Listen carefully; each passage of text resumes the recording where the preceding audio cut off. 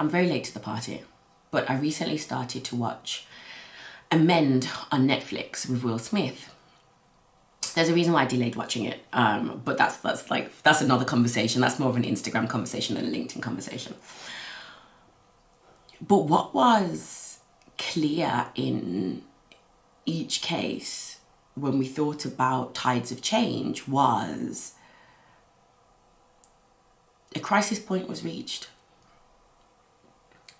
And I think, looking at the US with the Great Resignation, I think there is a crisis point that's being reached, but the question is it really being? I don't think we've reached it yet. And the reason why I don't think we've reached it yet is for the fact that we're still having conversations around, or still articles being published around,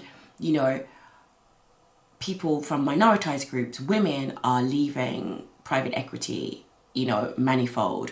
We're having people write articles to say, it's unfair that any group is excluded, which it is, but it's specifically saying that white men are being jeopardized by the current changes, which isn't true. And basically, each company right now has to understand that the Great Resignation is showing something. It's almost a precursor of more that's to come, which is good people don't stay in bad places. And without a workforce, there's no business. Without a workforce, there is no profit. There's no more discussions as to whether this is right or wrong. You just have nothing. And this comes back to values. Do you have them? Do people know what your values are? Because, the Great Resignation is showing, and it might not be plotted in the same way across the UK, France. I'm going to leave Germany out of that for a second because I haven't heard anything, but please tell me if it's wrong, but I still think it's a little bit different here. The Great Resignation is it is indicative. It is telling employers something. And what it's telling them is get a move on.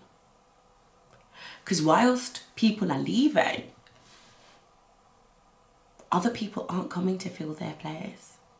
And it's also because you're not doing anything. Time and time again, I'm still hearing the same stories. They've said this, they've said that. But, very big but, nothing's happening. We're still in the talking phase. We're still not in the change phase. We're still not in the phase of pushing things forward. We're still thinking about if this is the right step. We're still negotiating if this is too bold. Change requires bold measures. Bold measures. Not pretty, bold measures. It doesn't mean it will be quick.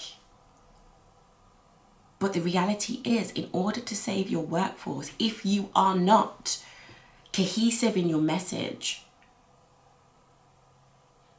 if you are not clear in your message, and if you're not consistent in actions, then you have no chance of keeping good people. You have no chance of attracting them. And you definitely have no chance of engaging with them. We work along the principles called the 3 C's: clarity, cohesion, and consistency. Because those 3 C's together ensure that companies remain authentic, but also active. Active is the key one here. Consistent, clear, and active. We've had the statements which have been opaque. We've had some action which has been here and there. And then we've had external messaging versus internal lack of action. Until the gaps are bridged between all of these 3 C's, companies will continue to see a dearth of people leaving, complaining, writing reports. All of these kinds of things are here to say to you, do something before it hits crisis point. And for a lot of companies, the crisis point is going to be a hit to your reputation and the validation that you aren't what you present. And that's a risk for anybody. So as leaders, as managers, as DEI experts, as passionate supporters, members of ERG groups, there's a fundamental responsibility for us all to not just expect the change to happen, but to do our best to push for change by making sure we are relentless in really driving the point home that the crisis point is coming, and reputational risk and so on, and losing talent and experience and all those things will be in many cases the least of any company's problems if they don't have a company to run. The time to change is now. Not to wait anymore, it's now. The longer you wait, the longer we do damage. So that's my message for today. Don't delay and push forth, because without pushing forth,